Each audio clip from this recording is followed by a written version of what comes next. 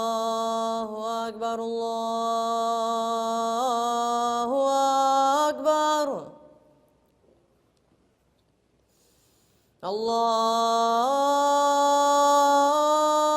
الله أكبر الله أكبر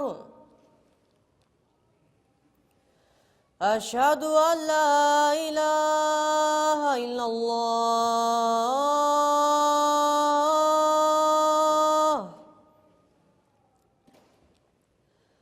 أشهد أن لا إله إلا الله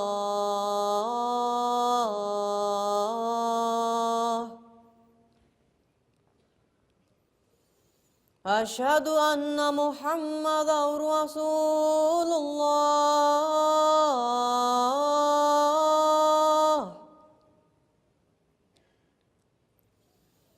أشهد أن محمدًا رسول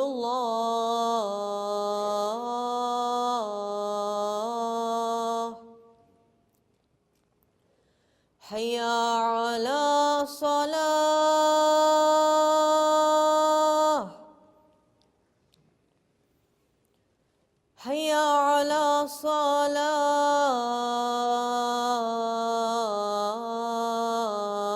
الصلاة حي على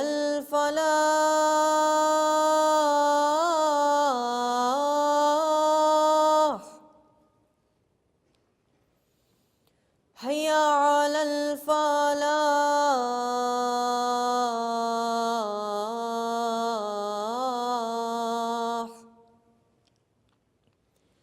الله أكبر الله أكبر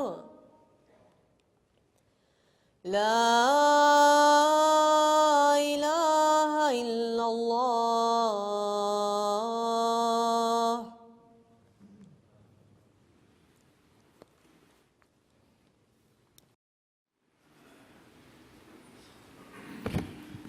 السلام عليكم ورحمة الله.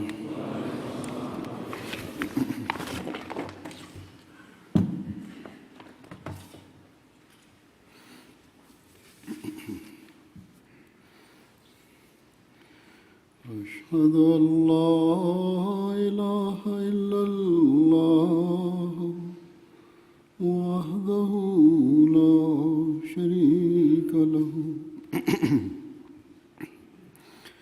وأشهد أن محمدًا عبده ورسوله أما بعد فأعوذ بالله من الشيطان الرجيم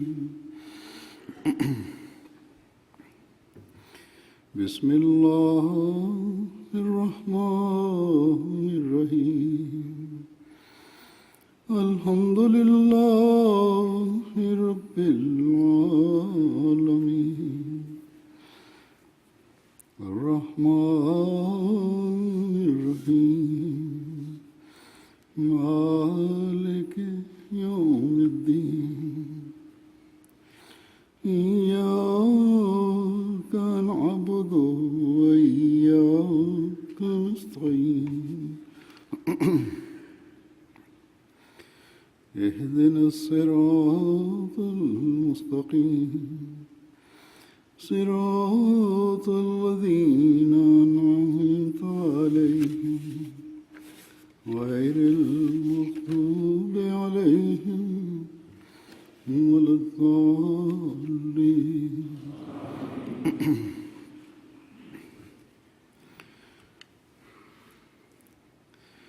हर शख्स मर्द या औरत जो अपने आप को अहमदी कहता है उसको सिर्फ इतना ऐलान ही उसे हकीकी अहमदी नहीं बना देता कि वो हज़रत मसीह मौऊद अलैहिस्सलाम को मानता है, आपकी दावी को मानता है, बल्कि हज़रत मसीह मौऊद अलैहिस्सलाम ने एक हकीकी احمدی بننے کے لیے بعض شرائط رکھی ہیں، بعض ذمہ داریاں ڈالی ہیں، بعض فرائض کی طرف توجہ دلائی ہے کہ اگر ان پر عمل کرو گے، ان کو ادا کرو گے، تو تبھی حقیقی رنگ میں میری جماعت میں شمار ہوگے۔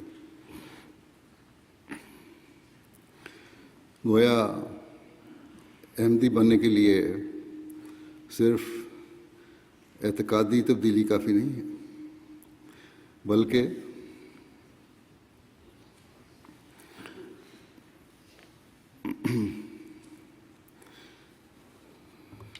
یا صرف اتنا اس بات پر اتفاق نہیں کر لینا کہ میرے والدین احمدی تھے تو میں بھی احمدی ہوں، یا میں نے حضرت مسیح علیہ السلام کے دعوی کو سچا مانا تو میں نے مان لیا اور میں احمدی ہوں۔ یہ اعتقادی لحاظ سے تو بے شک ایک شخص کو احمدی بناتا ہے، لیکن عملی احمدی بننے کے لیے اپنی تمام تر صلاحیتوں اور استعدادوں کے ساتھ ان باتوں پر عمل کرنا ضروری ہے جن کی حضرت مسیح علیہ السلام نے ایک احمدی سے توقع فرمائی ہے۔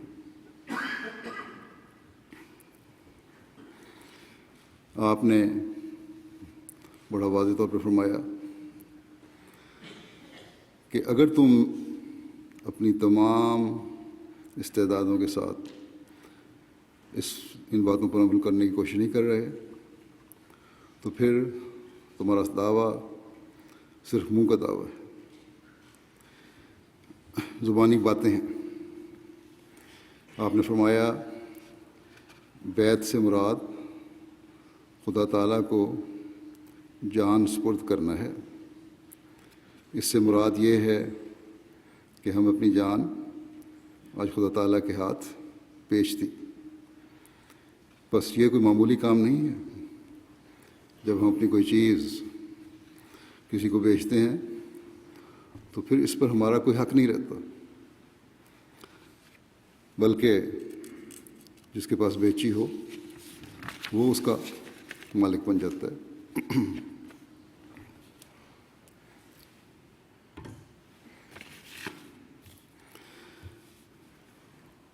اور پھر اسے اپنی مرضی کے مطابق استعمال کرتا ہے۔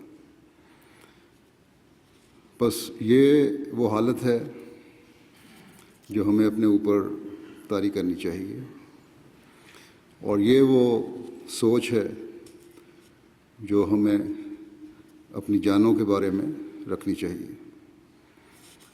اس سوچ اور اس حالت کو حاصل کرنے کے لیے آپ نے فرمایا کہ بیعت کنندہ کو اول انکساری اور عجز اختیار کرنی پڑتی ہے اور اپنی خودی اور نفسانیت سے الگ ہونا پڑتا ہے۔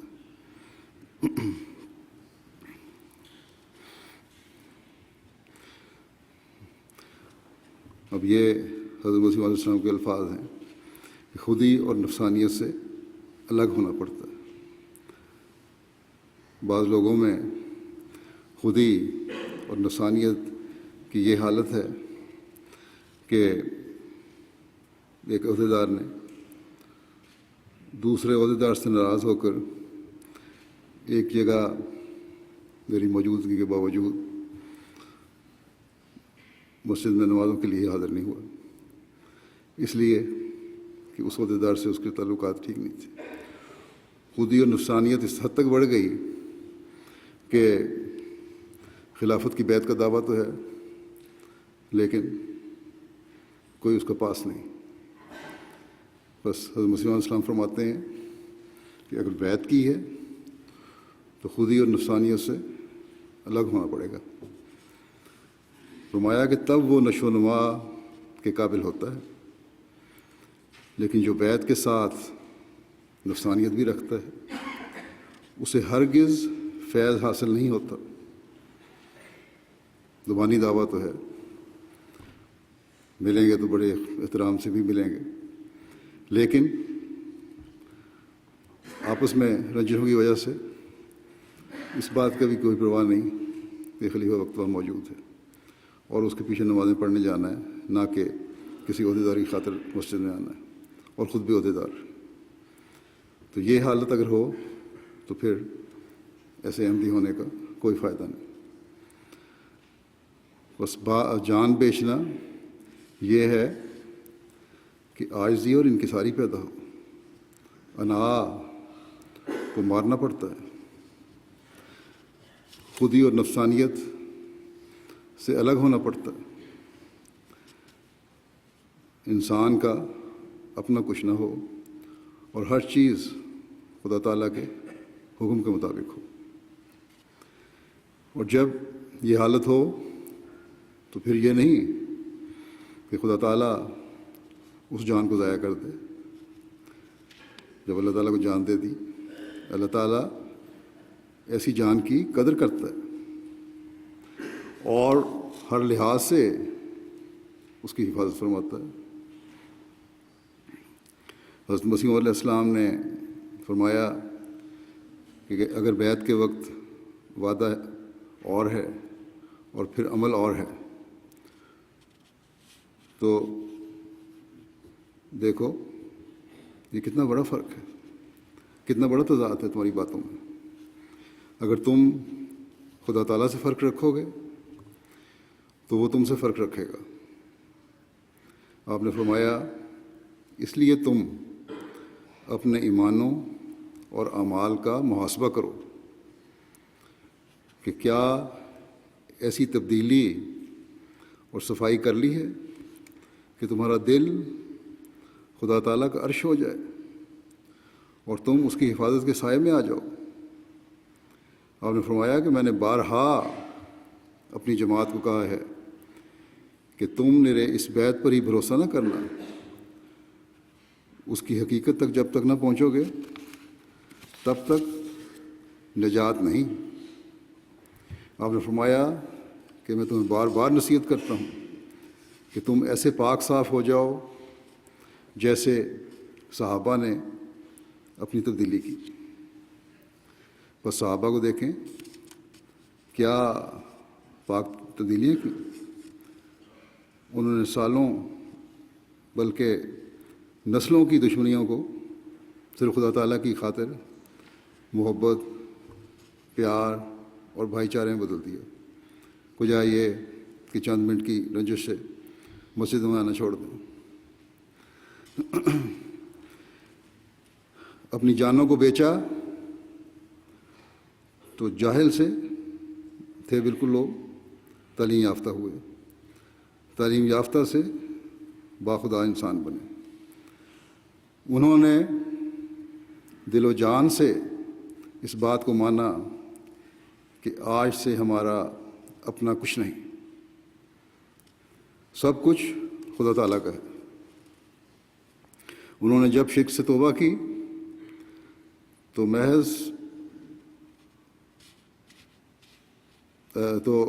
مخفی تر شرک جو تھا اس سے بھی بچنے کی کوشش کی۔ مخفی شرک کیا ہے، اس کی وضاحت کرتے ہوئے حضرت مسیح علیہ السلام فرماتے ہیں کہ شرک سے صرف یہی مراد نہیں کہ پتھروں وغیرہ کی پرستش کی جائے، بلکہ یہ بھی شرک ہے کہ اسباب کی پرستش کی جائے، اور پھر معبودات دنیا پر زور دیا جاوے۔ معبودات دنیا کیا ہیں؟ دنیاوی مفادات ہیں جن کی خاطر انسان دین کے احکامات اور خدا تعالیٰ کے احکامات سے کو پس پش ڈال دیتا ہے۔ حضرت صلی اللہ علیہ وسلم نے فرمایا کہ اعمال میں ریا سے کام لینا، دکھاوے سے کام لینا اور مخفی خواہشات میں مبتلا ہونا یہ بھی شرک ہے۔ اگر کوئی شخص دینی حکم کو پس پش ڈال کر دنیاوی خواہشات کو پورا کرتا ہے تو شرک کا مرتکب ہوتا ہے۔ صحابہ میں اللہ تعالیٰ کی اس قدر خشیت تھی کہ ایک صحابی کا ذکر آتا ہے، ایک دفعہ وہ بیٹھے رو رہے تھے، کسی نے رونے کی وجہ پوچھی تو انہوں نے کہا کہ مجھے حضرت صلی اللہ علیہ وسلم کی یہ بات یاد آ گئی ہے کہ حضرت صلی اللہ علیہ وسلم نے فرمایا کہ میں اپنی امت کے بارے میں شرک اور مخفی خواہشات سے ڈرتا ہوں۔ یہ وہ مقام تھا صحابہ کا اللہ تعالیٰ کے خوف کا اور شرک سے بچنے کا، بلکہ دوسروں کے بارے میں بھی ایک احساس تھا، ایک فکر تھی کہ امت میں ایسے لوگ پیدا ہوں گے جو مخفی شرک کریں۔ ایک خیال آیا دل میں ان کے، اور اس خیال پر ہی جسم پر لرزہ طاری ہو گیا، فکر پیدا ہو گئی، رونا شروع کر دیا۔ اور یہی وہ حالت ہے جس سے انسان حقیقی طور پر موحد اور ایک خدا کی عبادت کرنے والا بنتا ہے یا بن سکتا ہے۔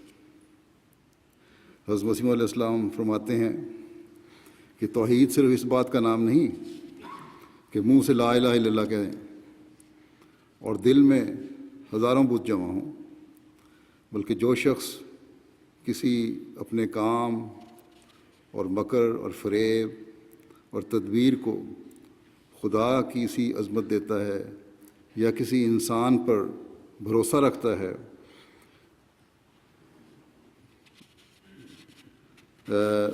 جو خدا تعالیٰ پر رکھنا چاہیے، یا اپنے نفس کو وہ عزت دیتا ہے جو خدا کو دینی چاہیے، ان سب صورتوں میں وہ خدا تعالیٰ کے نزدیک بت پرست ہے۔ فرمایا ہر ایک چیز یا قول یا فعل جس کو وہ عظمت دی جائے جو خدا تعالیٰ کا حق ہے، وہ خدا تعالیٰ کی نگاہ میں بت ہے۔ یاد رہے کہ حقیقی توحید جس کا اقرار خدا ہم سے چاہتا ہے اور جس کے اقرار سے نجات وابستہ ہے، یہ ہے کہ اللہ تعالیٰ کو اپنی ذات میں ہر ایک شرک سے، خواہ بت ہو، خواہ انسان ہو، خواہ سورج ہو یا چاند، یا اپنا نفس یا اپنی تدبیر اور مکر و فریب ہو، منزہ سمجھنا اور اس کے مقابل پر کوئی قادر تجویز نہ کرنا، کوئی رازق نہ ماننا اور کوئی معز اور مذل خیال نہ کرنا، کوئی عزت دینے والا اور کسی کو ذلیل کرنے والا کا خیال نہ کرنا کہ ان لوگوں سے میری عزت اور ذلت وابستہ ہے، بلکہ صرف اور صرف خدا تعالیٰ پہ ہی ان باتوں کا انحصار ہو۔ بس یہ چیز ہے جو اسلام کی بنیادی شرط ہے، جو احمدیت اور حقیقی اسلام کی بنیادی شرط ہے۔ کسی نے مجھے کہا کہ لوگ خلافت کو یا خلیفہ وقت کو اس حد تک اونچا مقام دے دیتے ہیں کہ گویا وہ شرک کی حد تک چلے گئے ہیں۔ واضح ہو کہ حضرت مسیح علیہ السلام حضرت صلی اللہ علیہ وسلم کی غلامی میں دنیا سے شرک ختم کرنے آئے تھے۔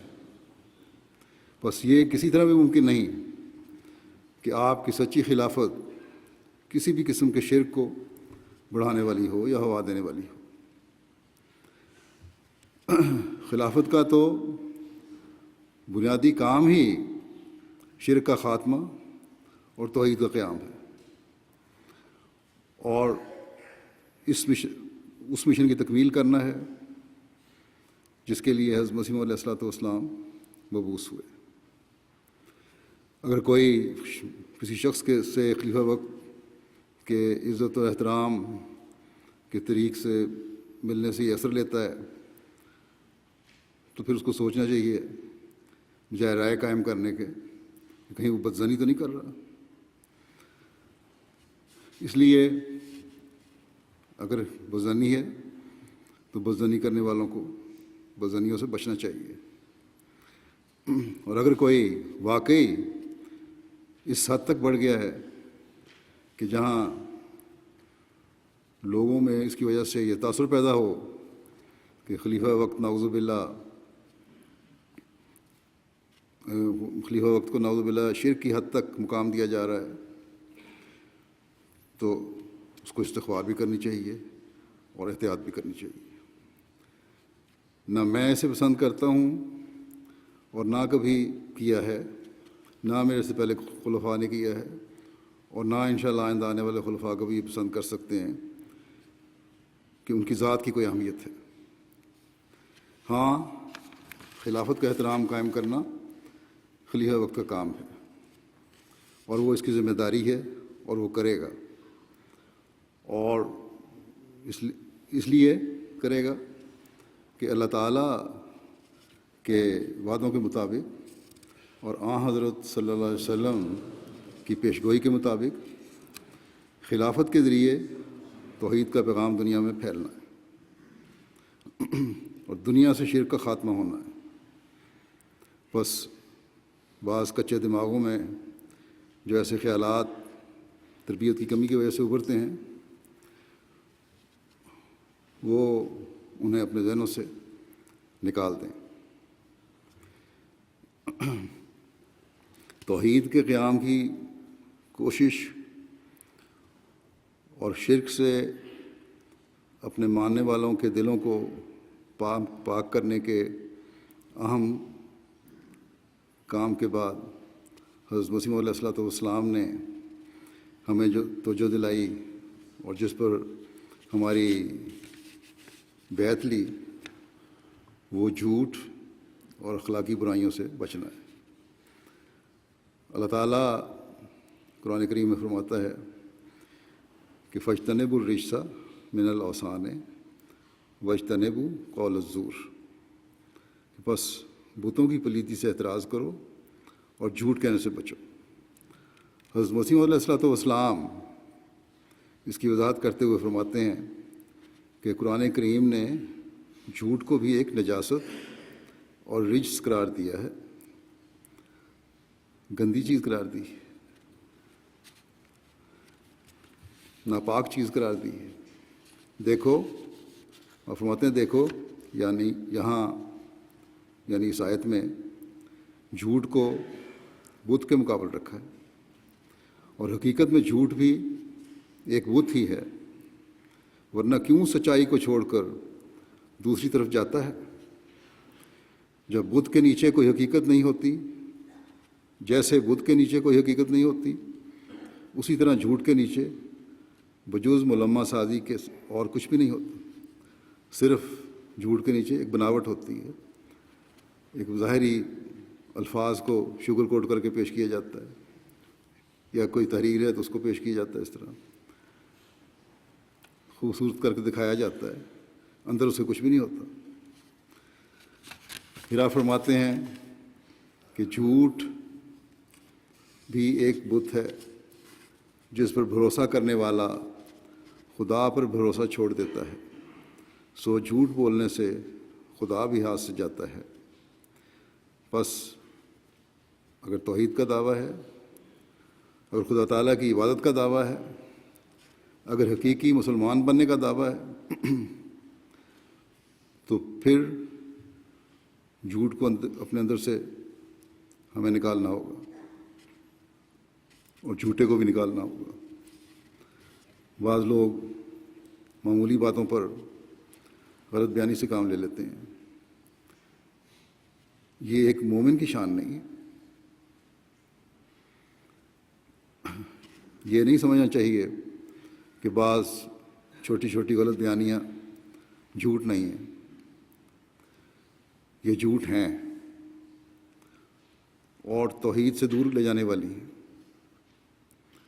بہت سے آپس کے مسائل ہیں، جھگڑے ہیں، ایسی باتیں ہیں جن میں انسان جھوٹ سے کام لے کر اپنے حق میں بعض فیصلے کروا لیتا ہے۔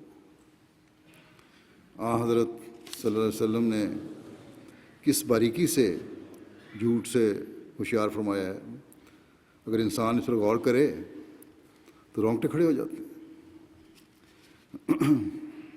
آپ صلی اللہ علیہ وسلم نے فرمایا کہ جس نے کسی چھوٹے بچے کو کہا کہ آؤ میں تمہیں کچھ دیتا ہوں اور پھر وہ اسے دیتا کچھ نہیں تو یہ جھوٹ میں شمار ہوگا۔ گویا کہ مذاق میں بھی جو جھوٹ ہے وہ بھی جھوٹ ہے۔ پھر آپ نے فرمایا کہ جھوٹ گناہ اور فسق و فجور کی طرف لے جاتا ہے، اور فسق و فجور جہنم کی طرف۔ فسق و فجور کا مطلب یہ ہے کہ سچائی سے بہت دور ہٹنے والا اور انتہائی گناہ کرنے والا۔ بس ہمیں ہر وقت اپنے جائزے لینے چاہیے کہ ہم سچائی کے کس اعلیٰ معیار پر قائم ہیں، یا سچائی کے اس اعلیٰ معیار پر قائم ہیں جو حضرت صلی اللہ علیہ وسلم نے بیان فرمایا، جس کے بارے میں آپ نے یہ فرمایا کہ جنت کی طرف لے جاتی ہے۔ پھر ایک برائی حضرت مسیح علیہ الصلوۃ والسلام نے خاص طور پر بیان فرمائی ہے، اپنے ماننے والوں کو اس سے بچنے کی خاطر خاص طور پر نصیحت فرمائی ہے، بلکہ بیعت کی شرائط میں سے بھی ہے، وہ زنا ہے۔ اب زنا صرف ظاہری زنا نہیں ہے، جو غلط ظاہری جنسی تعلقات کی وجہ سے زنا ہوتا ہے، بلکہ آپ نے فرمایا کہ اللہ تعالیٰ جو فرماتا ہے کہ وَلَا تَقْرَبُوا الزِّنَا، یعنی زنا کے قریب مت جاؤ، یعنی ایسی تقریبوں سے دور رہو، ایسی کوئی بھی ایسے موقع سے دور رہو جس سے یہ خیال بھی دل میں پیدا ہو سکتا ہو، عملاً نہیں بلکہ خیال بھی دل میں پیدا ہوتا ہو، اور ان راہوں کو اختیار نہ کرو، فرمایا، اور ان راہوں کو اختیار نہ کرو جن سے اس گناہ کے وقوع کا اندیشہ ہو، کوئی بھی امکان ہو، کوئی بھی خطرہ ہو کہ زنا کی طرف جا سکتا ہے انسان۔ آج کل کے زمانے میں ٹی وی ہے، انٹرنیٹ ہے، اس پر ایسی غلط قسم کی فلمیں دکھائی جاتی ہیں جن میں کھلے عام زنا کی تحریک کی جاتی ہے۔ بس ایسی چیزوں سے بچنا ہر احمدی کا کام ہے۔ کئی گھروں میں اس وجہ سے لڑائی جھگڑے ہیں، کئی گھر اس وجہ سے ٹوٹ رہے ہیں یا ٹوٹ چکے ہیں کہ خامد جو ہے بیٹھا ہے فلمیں دیکھ رہا ہے یا انٹرنیٹ پہ بیٹھا ہوا ہے اور غلط سوچیں پیدا ہو رہی ہیں۔ کئی نوجوان اس وجہ سے برباد ہو رہے ہیں اور غلط صحبت میں پڑ رہے ہیں، کیونکہ ننگی اور غلط فلموں کو دیکھنے کی عادت ہے۔ یہ نام نہاد ترقی یافتہ معاشرہ اس کو آزاد خیالی اور ترقی سمجھتا ہے، لیکن ہم نے اپنے آپ کو ان برائیوں سے بچانا ہے۔ خود یہ لوگ اب کہتے ہیں کہ اس کے نقصانات ہیں، اور خود اب انفارمیشن اگر لیں جا کے پورنوگرافی کی فلموں کی تو اس میں آپ کو مل جائے گا کہ زنا کی طرف لے جا رہا ہے، ڈومیسٹک وائلنس کی طرف لے کے جا رہی ہے، اور غلط تعلقات ہو رہے ہیں، بچوں سے زیادتی کے واقعات ہو رہے ہیں، اور یہ سب ان گندی فلموں کی وجہ سے ہو رہا ہے۔ تو حضرت مسلم نے فرمایا کہ خیال بھی دل میں نہ آئے، اگر خیال بھی دل میں آتا ہے اس چیز سے بچو۔ تو اب یہ ثابت ہو رہا ہے کہ ان چیزوں کو دیکھنے سے یہ سب کچھ غلط ہو رہا ہے۔ بس ایک احمدی کو خاص طور پر ان چیزوں سے بچنا چاہیے۔ پھر ایک حقیقی احمدی بننے کے لیے حضرت مسیح موعود علیہ الصلوۃ والسلام نے ہر قسم کے ظلم سے بچنے کی طرف بھی خاص طور پر دلائی ہے۔ آپ نے فرمایا کہ اگر میری طرف منسوب ہونا ہے تو پھر کسی شرارت اور ظلم اور فساد اور فتنے کا خیال بھی دل میں نہ لاؤ۔ حضرت صلی اللہ علیہ وسلم سے سوال کیا گیا کہ سب سے بڑا ظلم کون سا ہے؟ تو آپ صلی اللہ علیہ وسلم نے فرمایا کہ سب سے بڑا ظلم یہ ہے کہ کوئی شخص اپنے بھائی کے حق میں سے ایک ہاتھ زمین دبا لے، یعنی قبضہ کر لے اس پہ۔ اس زمین کا ایک کنکر بھی جو ہے، ایک چھوٹا سا ٹکڑا جو دو انگلیوں میں آ جاتا ہے، جو اس نے ظلم کی وجہ سے لیا ہوگا، قبضہ کیا ہوگا کسی چیز کو، چھوٹی سے چھوٹی چیز بھی، تو اس کے نیچے کی زمین کے تمام طبقات، یعنی اس کے نیچے کی زمین کی جتنی تہیں ہیں زمین کی، ان کے توق بنا کر اسے گلے میں ڈال دیا جائے گا جب اس کا حساب کتاب ہوگا۔ ایک ہار بنایا جائے گا اور وہ ہار گلے میں ڈال دیا جائے گا۔ اب ہزاروں میل زمین کا ہے طبقات، نیچے ایک سر سے دوسرے سر تک۔ اب یہ انسان تصور کرے کہ کتنے بڑے بوجھ انسان پہ ڈالیں گے اس وجہ سے۔ اتنی بڑی سزا ہے کہ اس کا تصور بھی انسان نہیں کر سکتا۔ بس کسی کے حقوق دبانا بہت بڑا ظلم اور گناہ ہے۔ غیروں کو ہم اسلام کی خوبیاں بتاتے ہیں تو کہتے ہیں کہ بندوں کے حقوق کی ادائیگی کے اعلیٰ ترین معیار اسلام کی تعلیم میں۔ اسلام حقوق لینے کے بجائے حقوق کی ادائیگی کی طرف توجہ دلاتا ہے۔ لوگوں کو تو ہم بڑھ کے ہی باتیں کرتے ہیں، اور ہمارے عمل اس سے اگر مختلف ہیں تو ہم گناہ گار ہیں اور جھوٹ بول رہے ہیں۔ بس اس کا بھی باریکی کے ساتھ ہر احمدی کو جائزہ لینا چاہیے۔ ہمارے عمل ہماری تعلیم کے مطابق ہوں گے تو ہماری تبلیغ بھی پھلدار ہوگی، ہمارے اثرات لوگوں پر اچھے ہوں گے۔ حضرت مسیح علیہ الصلوۃ والسلام نے جو معیار مقرر فرمایا ہے وہ جیسا کہ بیان ہوا یہ ہے کہ ظلم کا خیال بھی دل میں نہیں لانا۔ کجا یہ کہ کسی پر کسی بھی طرح ظلم کیا جائے۔ پھر اللہ تعالیٰ کی عبادت ایک مومن ہونے کی عام شرط ہے، بلکہ اللہ تعالیٰ نے انسان کی پیدائش کا مقصد ہی عبادت قرار دیا ہے۔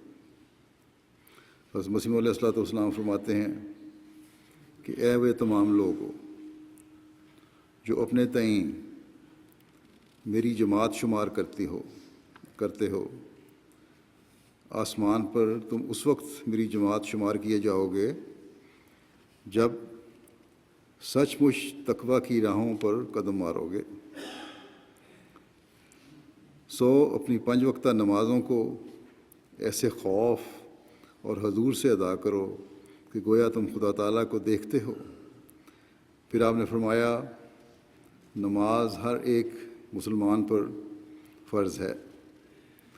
حدیث شریف میں آیا ہے کہ حضرت صلی اللہ علیہ وسلم کے پاس ایک قوم اسلام لائی اور عرض کی کہ یا رسول اللہ صلی اللہ علیہ وسلم، ہمیں نماز معاف فرما دی جائے، کیونکہ ہم کاروباری آدمی ہیں، بڑا مشکل کام ہے ہمارا 5 وقت نمازیں پڑھنا، مویشی وغیرہ بھی ہمارے ساتھ ہیں، بڑے بڑے ہارٹ رکھے ہوئے ہیں انہوں نے، یا چلاتے ہیں، باہر کا کام ہے، محنت کا کام ہے، کپڑوں بھی ہمارے خراب ہو جاتے ہیں، اس کا اعتماد کوئی نہیں ہے، اور نہ پھر یہ ہے کہ ہمیں فرصت بھی نہیں ہوتی اس مصروفیت کی وجہ سے کہ 5 نمازیں ادا کریں۔ تو آپ نے اس کو جواب میں فرمایا کہ دیکھو، جب نماز نہیں ہے تو ہے ہی کیا؟ دین ہی نہیں جس میں نماز نہیں۔ فرماتے ہیں نماز کیا ہے؟ یہی کہ اب اپنے عجز و نیاز اور کمزوریوں کو خدا کے سامنے پیش کرنا اور اسی سے اپنی حاجت روائی چاہنا، اسی سے مانگنا۔ فرماتے ہیں خدا کی محبت، اس کا خوف، اس کی یاد میں دل لگانے کا نام، اس کی یاد میں دل لگا رہنے کا نام نماز ہے، اور یہی دین ہے۔ فرماتے ہیں کہ پھر جو شخص نماز سے ہی فراغت حاصل کرنی چاہتا ہے تو اس نے حیوانوں سے بڑھ کر کیا کیا؟ اس کی جانوروں والی حالت ہے، پھر وہی کھانا پینا اور حیوانوں کی طرح سو رہنا۔ یہ تو دین ہرگز نہیں، یہ سیرت کفار ہے۔ بس حضرت مسیح علیہ الصلوۃ والسلام نے واضح طور پر فرما دیا کہ جانور اور انسان میں فرق کرنے والی چیز جو ہے اللہ تعالیٰ کی عبادت اور نماز ہے۔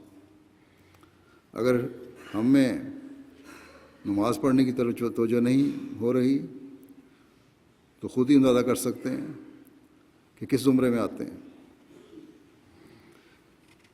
کئی مرتبہ میں اس طرح توجہ دلا چکا ہوں اور دلاتا رہتا ہوں کہ اگر نماز سینٹر یا مسجد دور ہے تو چند قریب کے گھر آپس میں مل کر ایک جگہ مقرر کر لیں جہاں نماز ادا کی جا سکتی ہو۔ اس سے جہاں نماز باجماعت کا ثواب ملے گا وہاں نمازوں کی طرف توجہ بھی رہے گی، اور اگلی نسلوں کو بھی اس حوالے سے توجہ رہے گی اور ان کی اصلاح ہوتی رہے گی،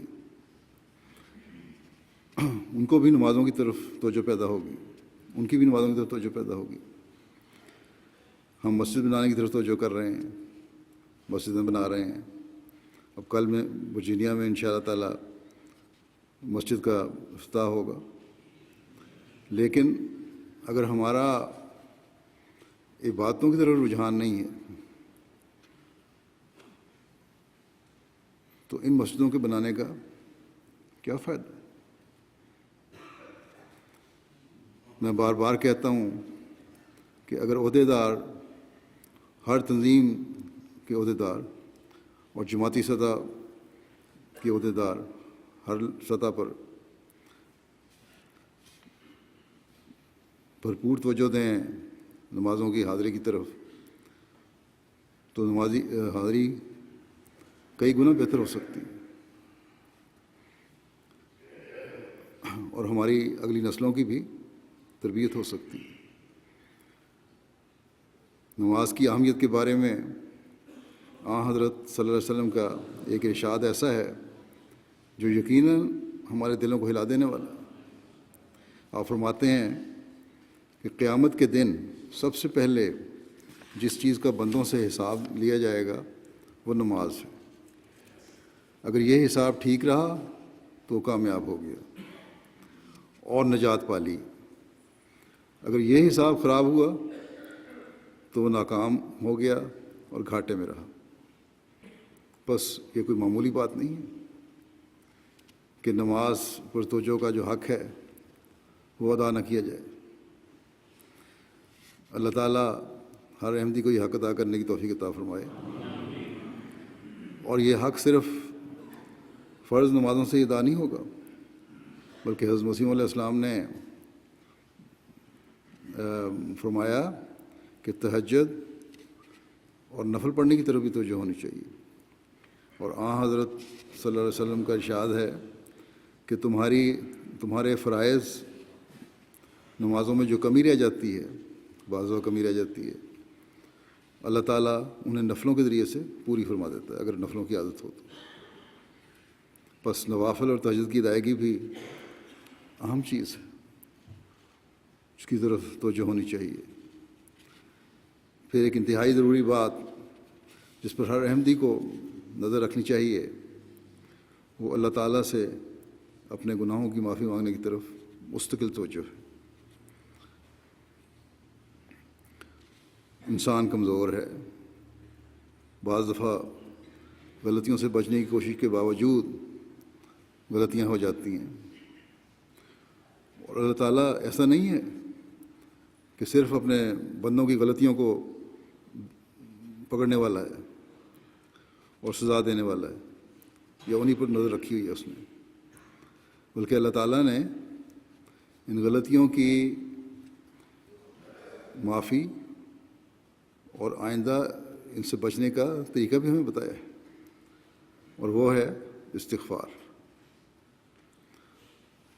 حضرت صلی اللہ علیہ وسلم نے فرمایا کہ اللہ تعالیٰ ایسا نہیں کہ لوگوں کو عذاب دے جب کہ وہ استغفار کر رہے ہوں. لوگ استغفار کر رہے ہیں تو چند بھی استغفار کرنے والے ہوں تو بہت ساروں کو کی سزا معاف ہو جاتی ہے، ان کی وجہ سے وہ دوسرے بھی بچائے جاتے ہیں. حضرت مسیح علیہ الصلوۃ والسلام اس بارے میں فرماتے ہیں کہ بعض آدمی ایسے ہیں کہ ان کو گناہ کی خبر نہیں ہوتی، اور بعض ایسے ہیں کہ ان کو گناہ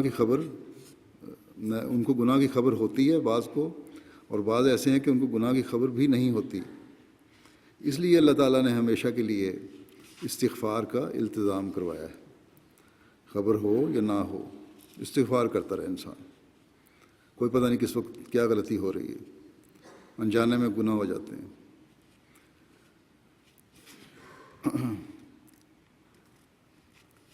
فرمایا کہ استغفار کا التزام کروایا ہے کہ انسان ہر ایک گناہ کے لیے، خواہ وہ ظاہر کا ہو خواہ باطن کا، اسے علم ہو یا نہ ہو، اور ہاتھ اور پاؤں اور زبان اور ناک اور کان اور آنکھ اور سب قسم کے گناہوں سے استغفار کرتا رہے. یعنی سارے جو اعضاء ہیں انسان کے، مختلف اعضاء ہیں، وہ گناہ کا ذریعہ بن جاتے ہیں. اس لیے استغفار کرتے رہو ہر ایک عضو کو گناہ سے بچانے کے لیے. اس لیے فرمایا کہ گناہ کا ذریعہ بن جاتے ہیں، اس لیے اللہ تعالیٰ کی پناہ میں رہنے کی کوشش کرنی چاہیے. اس کے لیے حضرت مسیح علیہ الصلوۃ والسلام نے یہ دعا سکھائی کہ اس زمانے میں جو آج کل کا زمانہ ہے، قرآن کریم کی یہ دعا پڑھتے رہنا چاہیے. اور وہ دعا ہے ربنا ظلمنا انفسنا وان لم تغفر لنا وترحمنا لنکونن من الخاسرین. کہ اے اللہ، ہم نے اپنی جانوں پر ظلم کیا، اگر تو ہمیں نہ بخشے گا اور ہم پر رحم نہ کرے گا تو ہم نقصان اٹھانے والوں میں سے ہو جائیں گے. ربنا ظلمنا انفسنا وان لم تغفر لنا وترحمنا لنکونن من الخاسرین.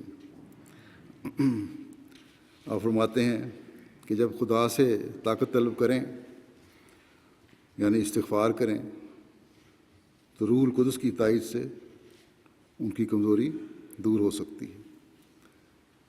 پھر حضرت مسیح علیہ الصلوۃ والسلام نے اپنے ماننے والوں کے لیے یہ بھی بنیادی شرط رکھی ہے کہ وہ حقوق العباد کی ادائیگی کرنے والے ہوں اور اللہ تعالیٰ کی مخلوق کو کسی بھی قسم کی تکلیف پہنچانے سے گریز کریں.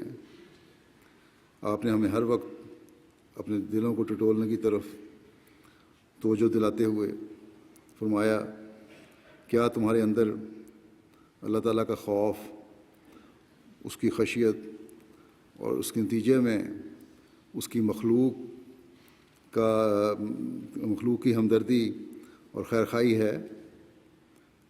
ایک حدیث میں آتا ہے کہ آن حضرت صلی اللہ علیہ وسلم نے فرمایا کہ آپس میں حسد مت کرو، آپس میں نہ جھگڑو، آپس میں بغض نہ رکھو، ایک دوسرے سے دشمنیاں مت رکھو، اور تم میں سے کوئی ایک دوسرے کے سودے پر سودا نہ کرے، آپس میں بھائی بھائی بن جاؤ۔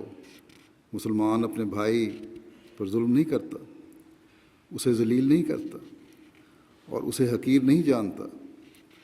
کسی آدمی کے شر کے لیے اتنا ہی کافی ہے کہ وہ اپنے مسلمان بھائی کو حقیر جانے۔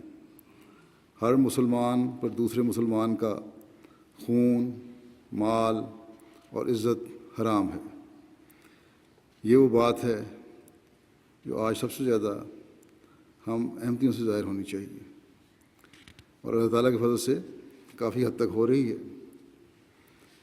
اگر تمام مسلمان آج اس حقیقت کو سمجھ لیں اور اس پر عمل کرنے والے ہوں، اور حکومتیں مسلمانوں کی اس پر عمل کرنے والی ہوں، تو آج کل مسلمان پر جو ظلم کر کے ان کے جان و مال کو تباہ کر رہا ہے، ہزاروں لاکھوں بچے یتیم ہو رہے ہیں، لاکھوں عورتیں بیوہ ہو رہی ہیں، بوڑھے مر رہے ہیں، یہ کچھ بھی نہ ہو۔ پھر تکبر ایک بہت بڑی برائی ہے جس سے بچنے کی اللہ تعالیٰ نے ہمیں قرآن کریم میں تلقین فرمائی۔ آن حضرت صلی اللہ علیہ وسلم نے اس بارے میں بہت توجہ دلائی۔ آپ صلی اللہ علیہ وسلم نے فرمایا کہ جس کے دل میں رائی کے دانے کے برابر بھی تکبر ہوگا وہ جنت میں نہیں جا سکے گا۔ حضرت مسیح علیہ الصلوۃ والسلام فرماتے ہیں کہ میرے نزدیک پاک ہونے کا یہ عمدہ طریق ہے، اور ممکن نہیں کہ اس سے بہتر کوئی اور طریق مل سکے کہ انسان کسی قسم کا تکبر اور فخر نہ کرے، نہ علمی، نہ خاندانی، نہ مالی۔ پھر آپ فرماتے ہیں میں اپنی جماعت کو نصیحت کرتا ہوں کہ تکبر سے بچو، کیونکہ تکبر ہمارے خداوند ذوالجلال کی آنکھوں میں سخت مکروہ ہے۔ آن حضرت صلی اللہ علیہ وسلم نے بھی حجۃ الوداع کے موقع پر فرمایا تھا کہ تمام انسان خواہ کسی قوم اور کسی حیثیت کے ہو، انسان ہونے کے لحاظ سے ایک درجہ رکھتے ہو، سب برابر ہو، اور کالے کو گورے پر، اور گورے کو کالے پر، اور عرب کو غیر عرب پر، اور غیر عرب کو عرب پر کوئی برتری نہیں ہے۔ بس ہمارے لیے تو عاجزی کی یہ تعلیم ہے، برابری کی یہ تعلیم ہے، تکبر سے بچنے کی اور فخر کرنے کی یہ تعلیم سے بچنے کی یہ تعلیم ہے، جس پر ہر ایک کو ہمیں عمل کرنا چاہیے۔ غیر مسلم دنیا میں تو گورے کالے کا فرق کیا جاتا ہے، اور اب یہ دعویٰ بھی بعض کرتے ہیں، بعض لیڈر سفید فام جو ہیں، کہ سفید فام کی جو دماغی استعدادیں ہیں اور صلاحیتیں ہیں وہ غیر سفید فام سے زیادہ ہیں۔ یہ ان کے تکبر کی حالت ہے۔ ہر احمدی کو اس سے بچنے کی کوشش کرنی چاہیے۔ دو مختلف مواقع پر میرے ساتھ مجالس میں لڑکیوں کی طرف سے یہ اظہار کیا گیا ہے یہاں امریکہ کی، کہ جماعت میں بعض قسم کا نسلی امتیاز ہے۔ اگر کسی بھی وجہ سے نوجوان نسل میں یہ خیال پیدا ہو رہا ہے تو انتہائی غلط ہے۔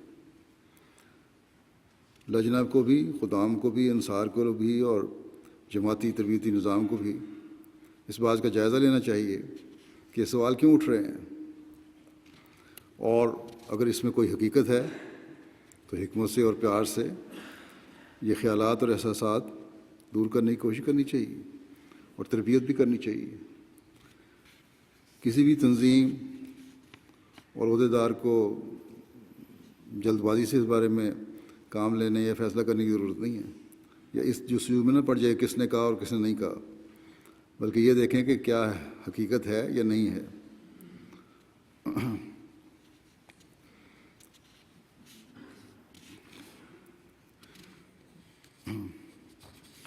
بس یہ دیکھنا چاہیے کہ حقیقت ہے، یا اگر نہیں ہے تو کیوں سوال اٹھ رہے ہیں، ذاتی رنجشیں تو نہیں ہیں جس کی وجہ سے یہ باتیں پیدا ہو رہی ہیں۔ بہرحال جو بھی وجہ ہے، پیار اور حکمت سے اس برائی کو ہمیں اپنے اندر سے نکالنا چاہیے۔ یہاں جس بچی نے مجھے یہ کہا تھا، اسے بھی میں نے یہی کہا ہے کہ مجھے تفصیل لکھ کر بھیجے کہ کس وجہ سے یہ احساس تمہارے اندر پیدا ہوا ہے کہ جماعت میں نسلی امتیاز پیدا ہو رہا ہے۔ بہرحال یہ بھی تکبر کی ایک قسم ہے، اور ہم نے ہر قسم کے تکبر سے بچنا ہے۔ ایک بات جس کی طرف حضرت مسیح علیہ السلام نے توجہ دلائی اور جس کے بارے میں اللہ تعالیٰ نے بھی حکم فرمایا ہے، اور حضرت صلی اللہ علیہ وسلم کے بھی ارشادات ہیں، وہ ہے مالی قربانی۔ اللہ تعالیٰ کے فضل سے دنیا بھر کی جماعتیں مالی قربانی میں بڑھ رہی ہیں۔ ہنگامی اور وقتی مالی قربانی میں امریکہ کی جماعتیں بھی اللہ تعالیٰ کے فضل سے بھرپور حصہ لینے کی کوشش کرتی ہیں، لیکن جو باقاعدہ مالی نظام ہے چندے کا، چندہ آمد وغیرہ کا، اس میں یہاں ابھی جو اعداد و شمار سامنے آتے ہیں، آ رہے ہیں، اس کو دیکھنے سے پتہ لگتا ہے کہ بہت کمی ہے۔ اس طرف توجہ کی ضرورت ہے۔ ایک غریب شخص تو اپنی مجبوری بتا کر چندے کی ادائیگی کم کرنے یا شرح کم کرنے کی طرف کے لیے کہہ سکتا ہے، اجازت لے سکتا ہے، لیکن جو اچھی آمد کے لوگ ہیں ان کو اپنے جائزے لینے چاہیے، انہیں کہ وہ اپنی آمد کے مطابق چندہ دے رہے ہیں یا نہیں۔ صرف یہ نہیں کہ جس طرح ٹیکس دینے کے لیے بہت ساری کٹوتیاں کر لیتے ہیں، چندے کے لیے بھی کر لیں، اپنی آمد کو دیکھیں، کیونکہ یہ چندے کا معاملہ خدا تعالیٰ کے ساتھ معاملہ ہے۔ سیکٹری مال کو یا نظام کو تو پتہ نہیں ہے کہ کسی کی آمد کیا ہے جس پہ وہ چندہ دے رہا ہے، لیکن خدا تعالیٰ کو تو پتہ ہے، وہ تو دلوں کا حال جانتا ہے۔ اگر صحیح شرح سے چندہ دینا شروع کریں تو میں سمجھتا ہوں کہ مساجد کی تعمیر اور دوسرے جماعتی کاموں کے لیے پھر بہت کم علیحدہ تاریخ کرنی پڑے گی۔ بس اس لحاظ سے اپنے جائزے لیں اور اپنے چندہ عام کے بجٹ کو دوبارہ جائزے لے کر لکھوائیں جنہوں نے کم لکھوائے ہوئے ہیں۔ میں مختلف ملکوں کے ناموبائن کے واقعات بھی بیان کرتا رہتا ہوں کہ کس طرح وہ احمدیت قبول کرنے کے بعد اپنے اندر تبدیلیاں پیدا کر رہے ہیں، روحانی تبدیلیاں ہی پیدا کر رہے ہیں، عملی طور پر عبادتوں کی طرف توجہ کر رہے ہیں، اور مالی قربانیوں کی بھی اہمیت کو سمجھ رہے ہیں، اور پھر اللہ تعالیٰ بھی ان کی باوجود غربت کے ان کو ان کے لحاظ سے مالی کشائش عطا فرما رہا ہے، اور اس وجہ سے وہ اپنے ایمان اور اخلاص میں بڑھ رہے ہیں۔ قربانی کا لفظ ہی معنی ہی یہی ہیں قربانی کے، واضح طور پر یہ اپنے معنی دیتا ہے قربانی کا لفظ کہ اپنے آپ کو تکلیف میں ڈال کر کوئی کام کرنا، اور یہاں تکلیف میں ڈال کر اللہ تعالیٰ کے دین کی ضروریات کے لیے دینا۔ بس جو صرف اپنی سہولت سے تھوڑا بہت دے کر سمجھتے ہیں کہ ہم نے قربانی کی، وہ قربانی نہیں ہے۔ نہ ہی ایسے لوگوں کا کوئی اللہ تعالیٰ پر احسان ہے۔ اگر وہ نہ بھی دیں گے تو بھی اللہ تعالیٰ دین کی ضروریات پورا کرنے کے سامان کر دے گا، اور کرتا رہتا ہے اور کر رہا ہے اور کرتا رہے گا انشاءاللہ۔ بس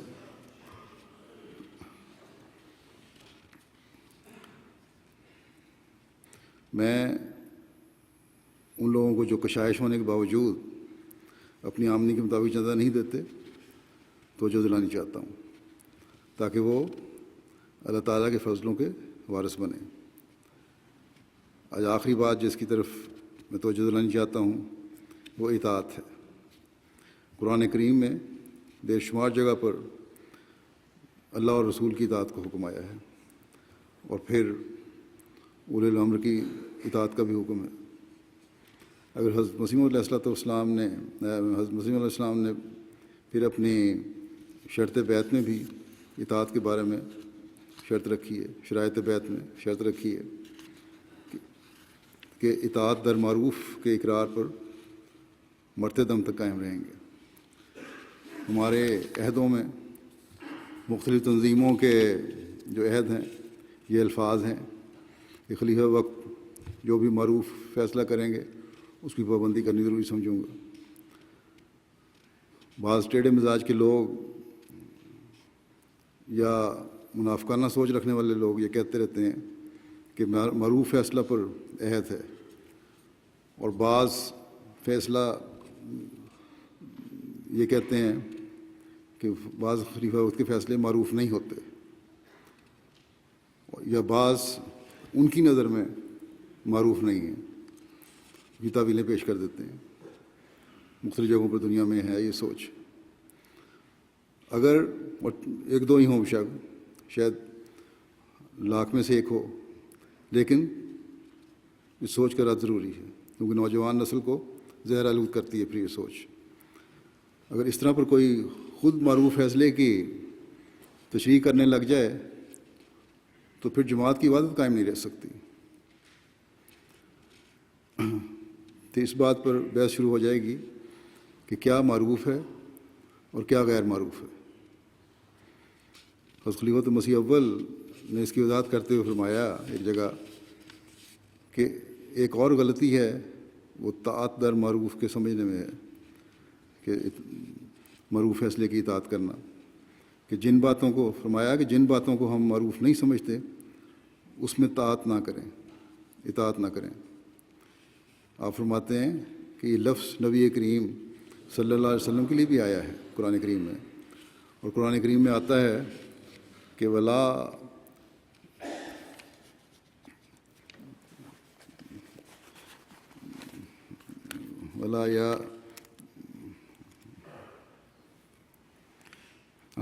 یاسینہ کا فی معروف، اور معروف باتوں میں تیری نافرمانی نہیں کریں گے۔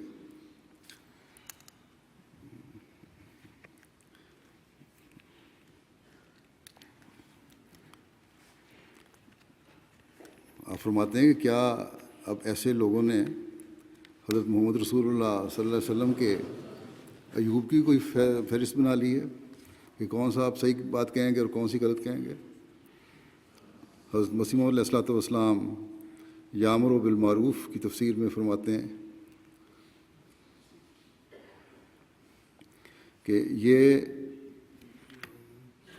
نبی ان باتوں کا حکم دیتا ہے جو خلاف عقل نہیں ہیں، یعنی معروف باتیں وہ ہیں جو خلاف عقل نہیں ہیں، اور قرآن کریم کے حکم کے مطابق بھی ہیں وہ۔ پھر ایک حدیث میں واقعہ آیا کہ ایک جگہ ایک قافلہ بھیجا حضرت صلی اللہ علیہ وسلم نے، وہاں ایک جگہ پہنچ کر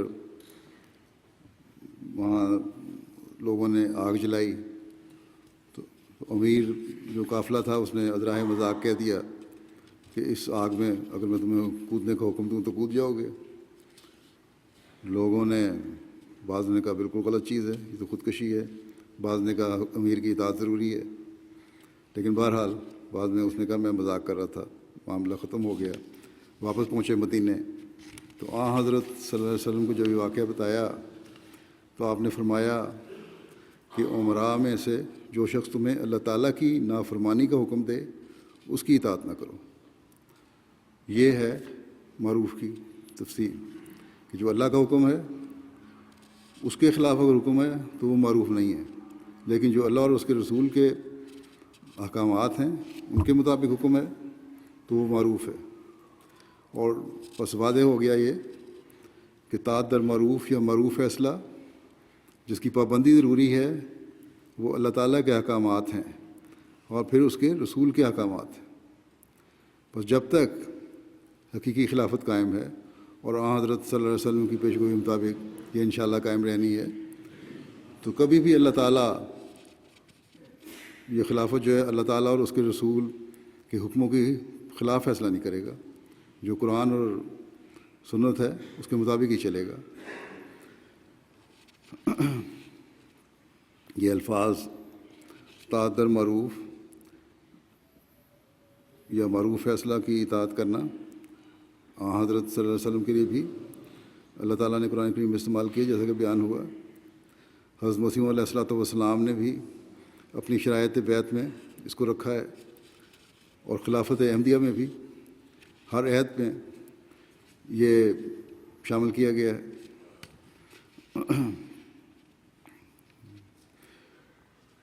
اس کا مطلب واضح ہے کہ اللہ تعالیٰ کے احکامات کو جاری کرنا اور جماعت کو اس کی تلقین کرنا، اور ہر شخص جو اپنے آپ کو جماعت کا حصہ سمجھتا ہے اس کا یہ فرض ہے کہ اس عہد کی پابندی کرتے ہوئے خلیفہ وقت کی جو جماعت سے متعلق ہدایات ہیں ان پر عمل کرے۔ مسلم نے یہی فرمایا ہے کہ یہ کبھی نہیں ہو سکتا، اگر کبھی کوئی غلط ہدایت ہوگی بھی تو کیونکہ اللہ تعالیٰ نے حفاظت کرنی ہے خلافت کی، اس لیے اس کے نتائج اللہ تعالیٰ کبھی برے نہیں ہونے دے گا اور ایسے حالات پیدا کر دے گا کہ اس کے بہتر نتائج پیدا ہوں۔ اس لیے معروف فیصلے کی تشریح کرنا کسی شخص کا کام نہیں ہے۔ معروف فیصلہ وہ ہے جو قرآن کے مطابق ہے اور سنت کے مطابق ہے اور حدیث کے مطابق ہے اور اس زمانے کے حکم عدل کے احکامات کے مطابق ہے، اور وہ یہی وہ ذریعہ ہے جس سے جماعت کی وحدت قائم رہ سکتی ہے، اور یہی وہ مقصد ہے جس کے لیے حضرت مسیح علیہ الصلوۃ والسلام مبعوث ہوئے تھے، کہ وحدت پیدا کی جائے اور مخلصین اور اطاعت گزار لوگوں کی ایک جماعت پیدا ہو۔ ورنہ حضرت مسیح علیہ السلام نے واضح فرمایا ہے کہ مجھے تعداد بڑھانے سے کوئی غرض نہیں ہے، کہ ایسے لوگوں کی تعداد بڑھاتے رہوں جو شامل ہوتے رہیں میرے، جو اطاعت کرنا نہ جانتے ہیں۔ آپ نے فرمایا کہ اگر میری طرف منسوب ہونے والوں اور میری بیعت میں آنے والوں کی اصلاح نہیں ہوتی اور وہ اللہ اور اس کے رسول کے تعلیم کے مطابق اپنی زندگیاں نہیں گزارتے تو ایسی بیعت بے فائدہ ہے۔ بس ہمارے احمدی ہونے کا فائدہ تبھی ہے جب ہم اس حقیقت کو سمجھ کر اس پر عمل کرنے کی کوشش کریں، اپنی تمام تر صلاحیت کے ساتھ کوشش کریں۔ حضرت مسیح علیہ الصلوۃ والسلام فرماتے ہیں کہ اطاعت کوئی چھوٹی سی بات نہیں ہے اور سہل امر نہیں ہے، یہ کوئی اتنا آسان کام نہیں ہے، یہ بھی ایک موت ہوتی ہے۔ جو شخص پورے طور پر اطاعت نہیں کرتا وہ اس سلسلے کو بدنام کرتا ہے۔ آپ فرماتے ہیں کہ میں نے بارہا اپنی جماعت کو کہا ہے کہ تم میرے اس بیعت پر نہیں نہ بھروسہ نہ تم میرے اس بیعت پر ہی بھروسہ نہ کرنا، اس کی حقیقت تک جب تک نہیں پہنچو گے، یعنی بیعت کی حقیقت تک، تب تک نجات نہیں۔ اللہ تعالیٰ ہم سب کو اسلام کی حقیقی تعلیم کو سمجھتے ہوئے اس پر عمل کرنے کی توفیق عطا فرمائے۔ حضرت مسیح علیہ الصلوۃ والسلام کی بیعت میں آنے کے حق کو ادا کرنے والے ہم ہوں اور ہمیشہ خلافت سے مکمل اطاعت کے ساتھ وابستہ رہیں اور خلیفہ وقت کے تمام معروف فیصلوں پر سچے دل کے ساتھ اور کامل اطاعت کے ساتھ عمل کرنے والے ہوں۔ اللہ تعالیٰ سب کچھ کی توفیق دے۔